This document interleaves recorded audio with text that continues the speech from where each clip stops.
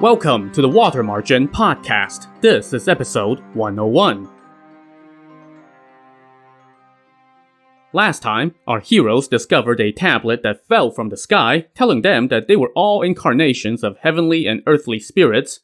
They went, cool, and went back to their particular interpretation of delivering justice on heaven's behalf.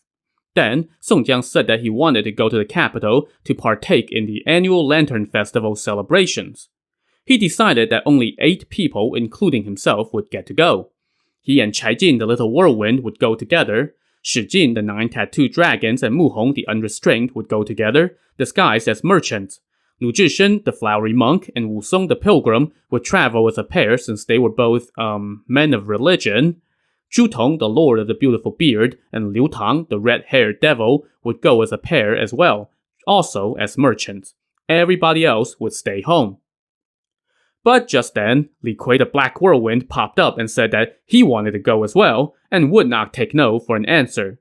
So Song Jiang relented and told him, if you insist on going, then you must not stir up trouble. You will travel disguised as my companion.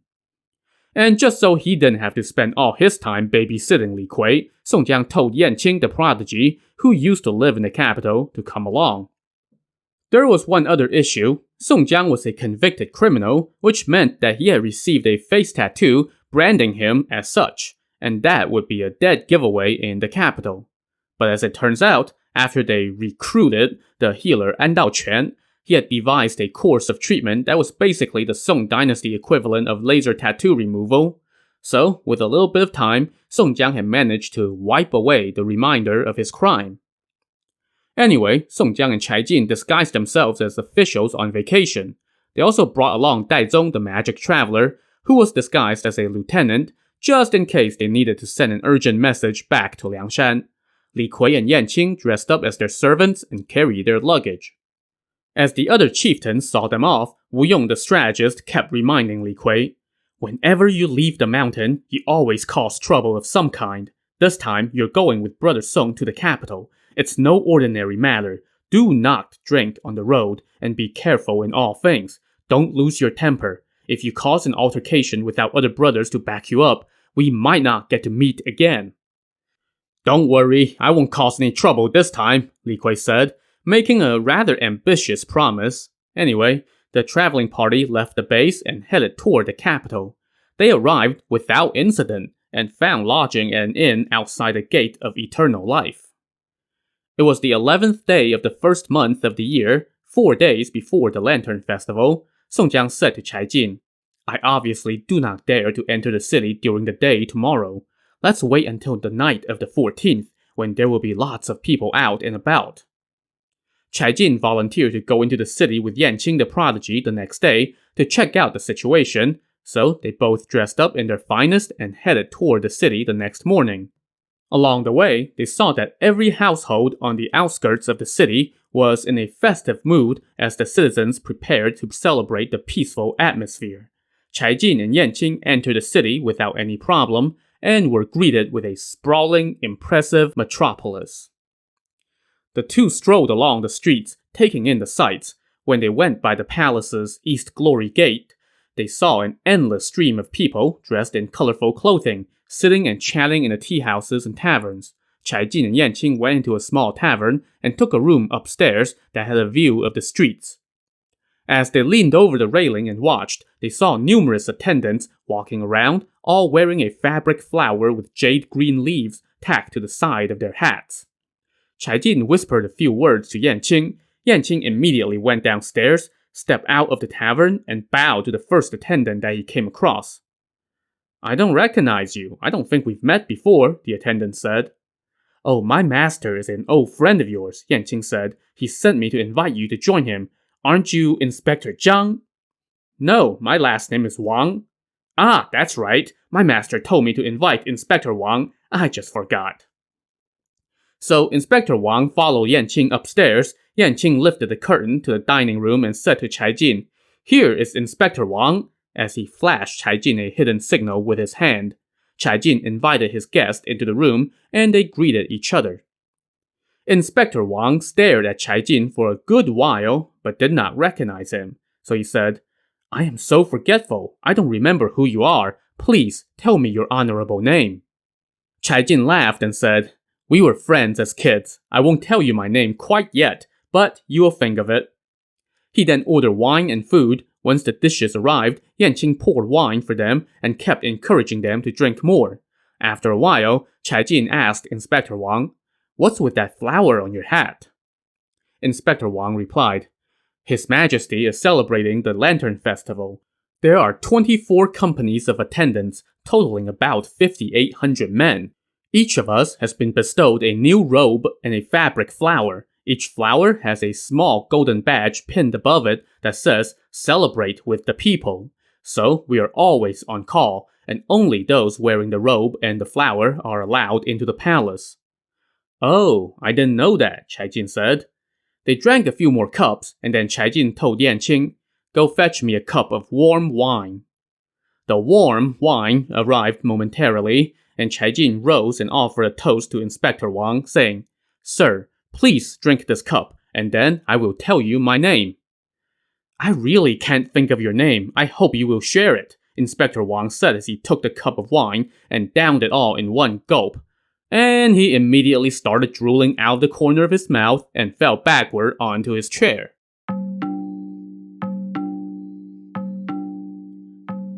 Chai Jin quickly removed his own clothes and put on the inspector's robe, shoes, and such. He then took the inspector's flower hat. He turned to Yanqing and said, When the waiter comes by, just tell him that the inspector got drunk and that your master went out and hasn't come back yet. No need to worry, I've got it covered, Yanqing told him. Chai Jin then walked out of the tavern, went through the East Glory Gate, and entered the palace, which was so lavish and splendid that it looked like heaven on earth. Because he was wearing the right clothes, nobody stopped him as he went through all the various doors. So, during the Northern Song, the Imperial Palace had a street running through it that goes east and west, with a glory gate at each end. To the south of this street were situated various administrative offices and venues, including halls for ceremonies, the National Library, the Military Affairs Bureau, and such. Chai Jin went past one of the main ceremonial halls, as well as the hall where the emperor attended to government business, but both of those were locked. So Chai Jin walked on, and when he passed one of the inner halls, he turned and came upon a side hall, where a plaque stood with golden characters that said, Hall of Deep Thought. This was the Imperial Library, and its vermilion doors made of ornately carved wood were open.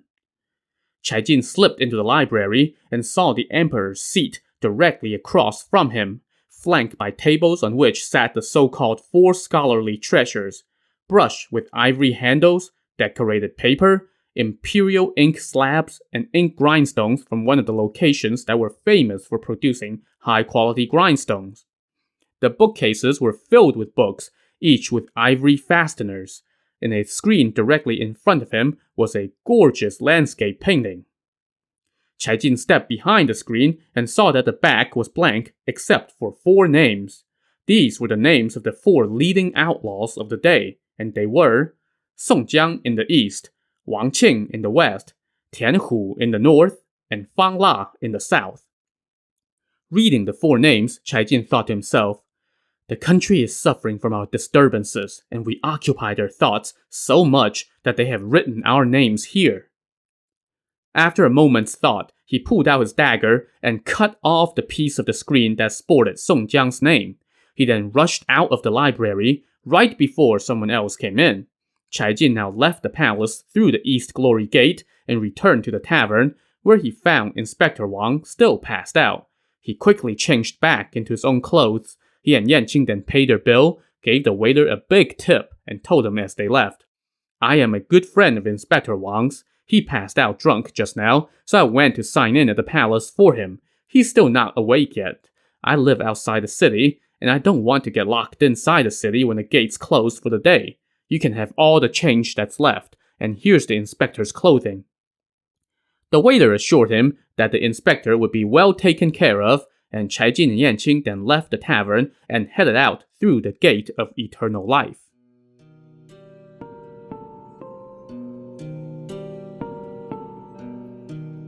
Much later, Inspector Wang finally woke up. and it was already dark. When he came to, he noticed that his robe and his hat were sitting next to him, which had him greatly puzzled. The waiter now relayed Chai Jin's message, and Inspector Wang was either really drunk or really dim, or a little bit of both, because he did not think much of it and just went home. And then, the next day, word trickled out from the palace that the name Song Jiang had been cut out of the screen in the Imperial Library, so security was put on high alert at all the palace gates. Only now did Inspector Wang begin to suspect that something wasn't quite right about a random stranger inviting him to wine, claiming to be a childhood friend, never telling him his name, getting him drunk, borrowing his imperial robe to, sign in for him. But Inspector Wang knew what was good for him, so he just kept his mouth shut. Meanwhile, Chai Jin returned to the inn outside the city and told Song Jiang what happened. He then showed Song Jiang the piece of the screen with his name on it, which drew many sighs of lament from Song Jiang. A couple days later, as dusk approached on the 14th day of the month, a bright moon was rising in the east, climbing into a clear sky. Song Jiang, Chai Jin, Dai Zong, and Yanqing donned their disguises and prepared to head out.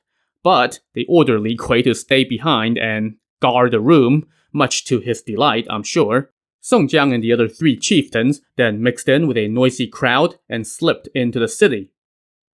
The night was warm and the winds were calm, making it the perfect weather for sightseeing. On the main thoroughfare, every household had awnings decorated with lanterns, lighting up the night as bright as day. The buildings were bedecked with lanterns, and the streets were jammed with people. The 4 men turned off of Imperial Road and onto a street that was lined on both sides with signs advertising establishments of, quote, the Misty Moon. This was the red light district. Midway down the street, they saw a house whose doorway was covered by blue drape. Behind it was a curtain of spotted bamboo. The windows on both sides were covered with green gauze. Between the windows and the door hung 2 vertical plaques, each sporting 5 characters. The plaque said, Fairy Maid of Song and Dance, Flower of Surpassing Grace. Their curiosity piqued by this house, Song Jiang and company sat down in a tea house nearby and asked the waiter about the occupant. Her name is Li Shishi, and she is the top courtesan in the capital, the waiter informed them. The one who is having a torrid affair with the emperor? Song Jiang asked. I guess people just love royal gossip, no matter what time or place in history. Not so loud, the waiter warned. There are eyes and ears nearby. Song Jiang now whispered to Yanqing. I want to meet this Li Shishi to arrange something privately with her. You go make up a cover story and get inside. I'll wait here for you. So Yanqing strolled over to the house, lifted up the curtains, and went inside. When he arrived at an inner door, he saw a pair of lanterns hanging over a rhino hide table. On the table sat a bronze incense urn, from which emanated thin wisps of smoke. On the walls on either side hung 4 landscape paintings by famous artists.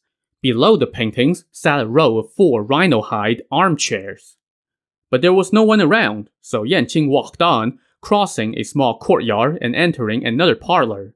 In this room sat 3 small beds made from fragrant ornate wood and cushioned with purple mattresses sporting a design that depicted flower petals falling into a babbling stream. On a stand hung a fine lamp, and a few rare antiques sat around the room. Yanqing cleared his throat, and a maid appeared from behind the screen. She paid her respects to him and asked, Brother, what is your honorable name? Where are you from? Good sister, please ask your mama to come out. I would like to have a word with her, Yanqing said. And just to clarify here, when he said ask your mama to come out, he was referring to the woman who runs the establishment. The maid went back behind the screen, and momentarily, Madame Li came out. Yanqing asked her to have a seat, and then he kneeled and bowed 4 times to her. Young man, what is your name? She asked. Mama, you forgot? I am the son of Jiang II. My name is Zhang Xian. Now, saying your last name is Jiang was basically the same as saying your last name is Smith. Madame Li racked her brain trying to figure out which of the hundreds or thousands of Jiangs who may have patronized her establishment this young man might be.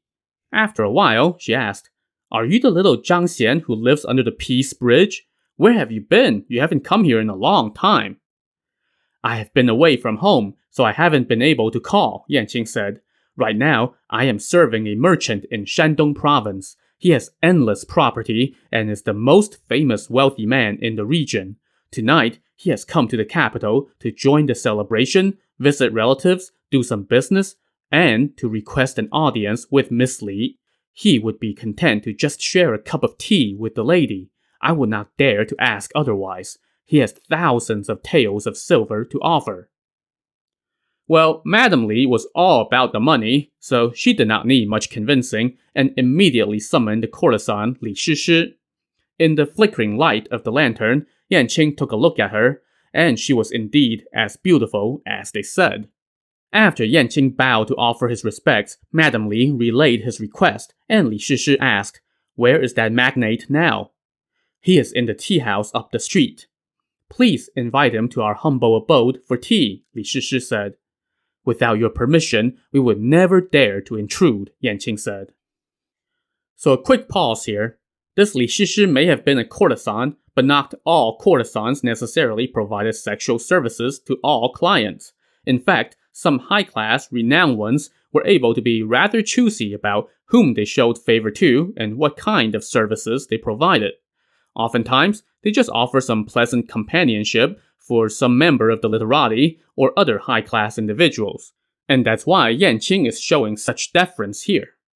Anyway, at the behest of the courtesan and the madam, Yanqing now went back to the tea house and whispered to Song Jiang about the invite.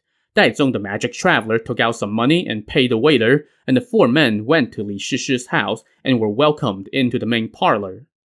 There, Li Shishi greeted them and said to Song Jiang, "Zhang Xian here was just telling us about your generosity. Your visit brings luster to our humble abode." "Oh, I am but a country bumpkin from an obscure mountain hamlet," Song Jiang replied. "To be able to gaze upon your beauty is my greatest fortune." Li Shishi asked them to sit, and then pointed at Chai Jin the little whirlwind and asked Song Jiang who he was, and Song Jiang said that was his cousin. He also told Daizong to pay his respects to Li Shishi. They then sat down, with Song Jiang and Chai Jin on the left as guests, and Li Shishi on the right as the host. A servant woman brought out tea, and Li Shishi personally offered cups to the four guests. And it goes without saying that the tea was of top-notch quality. This was a high-class joint, in case you hadn't noticed. After tea, they started a pleasant conversation. But just then, the madam rushed in and said, "His Majesty just arrived and is in the back." Li Shishi said to Song Jiang and company, "I really do not dare to keep you, but His Majesty is due to visit the Upper Purity Temple soon and will not come here for a while. At that time, I can invite you all to return for a few cups of wine." Song Jiang respectfully offered his goodbye, and the four men left the house, walked out of the side street, and headed to a large bridge to see the turtle-shaped mound covered with lanterns. As they were passing a famous restaurant, they heard instruments and the sounds of merrymaking blaring from the pavilion as visitors milled around like ants amid countless lanterns. So the four of them went into the pavilion, found a dining room upstairs, and sat down. They ordered some food and wine and began drinking and enjoying the sights. Before long, they suddenly heard someone in the next room singing a song, and the song went, "Our courage surges toward the heavens like a bow, yet our heroic task remains unfulfilled. With dragon's sword grasped firm in hand, we won't quit until every scoundrel's killed." Song Jiang, no stranger to drunken words of sedition, got worried when he heard those lines, so he rushed next door, and who should he find but two of his own? Shi Jin, the 9 tattooed dragons, and Mu Hong, the unrestrained, were drunk off their butts and spewing dangerously reckless words. Song Jiang rushed in and reproached them. "Brothers, you scare me half to death. Quickly, pay your tab and leave right now. It's a good thing you ran into me. If some cops heard what you were saying, it would be no small calamity. I would have never expected that you two would act so recklessly. Leave the city at once. Do not delay. Tomorrow, once you have seen the main lantern display, return to Liangshan right away. That's the best course of action. We don't want any trouble." That scolding left Shi Jin and Mu Hong hanging their heads in silence. They sheepishly summoned the waiter to pay their bill, and then left the city. Song Jiang and his group remained and drank a few more cups, and they were all now buzzing a little bit too. Daizong paid the tab, and the four men left the pavilion and exited the city through the gate of eternal life. As soon as they entered their room back at the inn, Li Kui woke up and started complaining to Song Jiang. Brother, it's one thing if you just didn't bring me here at all, yet you brought me on this trip, but made me stay behind to watch the room. I was bored out of my mind while you all went to have fun. Song Jiang told him, It's because you have an ill temper and a vicious appearance, so I did not dare to bring you into the city. I was worried that it would cause trouble. If you just don't want me to come along, then say it. Don't be making lame excuses, Li Kui grumbled. When have I ever scared other people? Dude, you're kidding, right? Like, literally every other page featuring you in this novel has you terrorizing the populace. Nonetheless, the griping worked, and Song Jiang said, Alright, I'll bring you tomorrow night so you can see the main lantern display, and then we will leave right away. That pleased Li Kui, and he laughed raucously.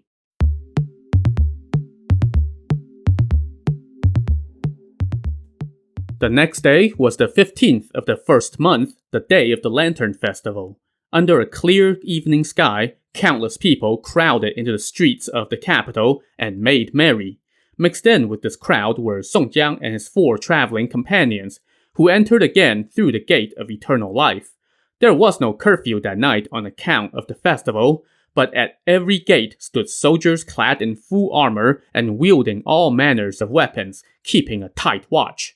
Marshal Gao Qiu, the petty villain of the novel, personally led 5,000 armored cavalry to patrol the city. Once Song Jiang and company entered the city, Song Jiang whispered some instructions to Yanqing and told him, We will meet you tonight at the tea house.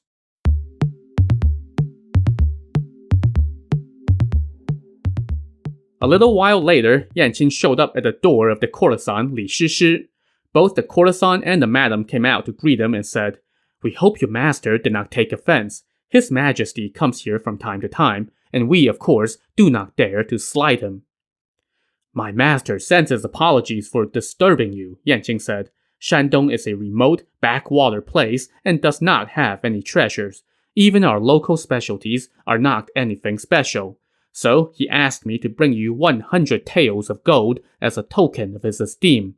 When he gets his hands on something valuable, he will send that along. The madam now asked where Yanqing's master was, and he said, My master is waiting at the entrance to the street. Once I report back, we are going to go see the lanterns. Now, the madam, as we had already established, was a greedy woman. When she saw Yanqing shoving all that gold in her face, she felt inclined to, nurture this client. Tonight is the Lantern Festival, and we're preparing some wine, she told Yanqing. If the magnate would not spurn us, please invite him to visit our humble abode for a short while. I will go right now, and he will come for sure, Yanqing said. He then returned to the tea house and relayed the invitation to Song Jiang. Minutes later, they showed up at Li Shishi's house again. Song Jiang told Daizong and Li Kui to wait by the door, while he, Chai Jin, and Yanqing went inside. Li Shishi greeted the 3 visitors and thanked Song Jiang for the gift, saying, Sir, we just met, and yet you have already given me such a big gift. It is really too much. Oh, I am from a remote backwater place and have no treasures to offer, Song Jiang said, so I just sent along a trifle to express my esteem. No need to thank me. Li Shishi then invited them to a small guest room and sat down. The madam and the maid brought forth fine wine and delicacies on fine servingware. Li Shishi offered wine to Song Jiang and Chai Jin, bowed and said, It must be karma from a previous life for me to have the good fortune to meet you 2 gentlemen. Please receive this simple wine. Song Jiang replied, Although I have some property in my mountain home, I have never seen anything so lavish as your abode. Beautiful and charming lady, your fame is known throughout the land. It is harder to get an audience with you than to reach heaven, and yet here I am chatting and drinking with you in person. Sir, you are too kind with your praise. It is too much for me, Li Shishi replied. After they both drank, Li Shishi told her maid to keep pouring wine in small golden cups. She then loosened up and started to share gossip about others in her profession. But to all this, it was Chai Jin, the little whirlwind, who replied, while Yanqing stood off to one side and offered occasional quips that made everyone laugh. After a few cups of wine, Song Jiang started buzzing a little bit, and his tongue loosened up, as did his demeanor, and he started acting like he usually did in Liangshan's wild, crazy feasts. Chai Jin smiled and said to Li Shishi, "My cousin is always like this when he drinks. Please do not take offense." "Drinking is for pleasure, so why stand on ceremony?" Li Shishi said. Just then, the maid hurried in and said, "Of the two companions waiting at the front door, one has yellow whiskers, looks scary, and is cursing up a storm." Uh-oh. To see what trouble Li Kui was stirring up, tune in to the next episode of the Water Margin podcast. Also, exactly what is Song Jiang doing with this courtesan? To find out, join us next time. Thanks for listening.